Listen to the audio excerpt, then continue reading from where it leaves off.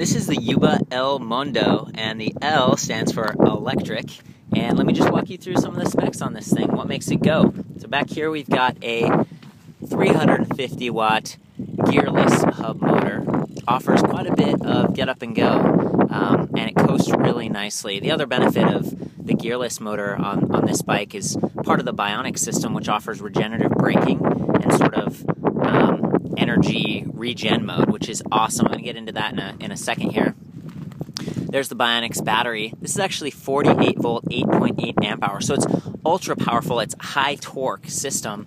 And you can understand why. I mean, you look at this bike, imagine you've got like someone riding with you back here. By the way, those handlebars and that pad are optional. You have to pay a little bit extra. And the running boards. There's a bunch of accessories that Yuba is known for. And they've actually had the Mundo just on its own for a long time. And they just started getting into electric bikes. They had an older version of the elMundo that kind of used a different motor system, different battery. I didn't like it quite as much. I'm a big fan of the bionic system, in part because it's beautiful, but also because the interface is just so easy to use. You turn it on, and then you have 4 settings to choose from for pedal assist, so up, up, up, that's the highest mode. Or you can go 4 settings down into regen mode, and that's just really cool. Like, imagine you're coasting down a big hill, you don't want to wear your big brake pads, you just, barely pull in your brake, and it actually activates the regen mode. You can see that right there going on.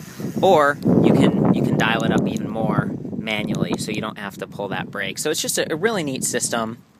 I'm a fan of bionic stuff, and I'm gonna, I guess, mention the brakes here while we're on that topic. It's got nice Tektro disc brakes front and rear. Again, ample stopping power for a bike this big. That's important. It's got a defloppulator right here. That's this spring. So if you're carrying like a heavy load or whatever, the wheel tends to kind of tip when you park it, and that means to keep it a little bit straighter. You've also got front and rear fenders, so you're not going to get all wet and dirty and stuff. It's just got a massive chain on this thing because you've kind of got this extended rear wheel, and that works pretty well. Again, 3 rings on the front, 7 on the rear. It's a 21 speed, so there's lots of gears to choose from to get up those hills or whatever. I also like the kickstand on this thing. When it's up, it stays pretty well out of the way, but when it's down, I mean, look at that thing. It's massive. It just offers a lot of support, again, because you might be carrying that extra weight. So that's the elMundo with the bionic system. I'm just going to hop on this and throttle it for you, show you what the motor sounds like a little bit. Climbing up this little rocky hill. The throttle is this little red button, so you gotta get it moving for a second. That's one of the things about bionics. It's like a safety feature. There we go. There we go.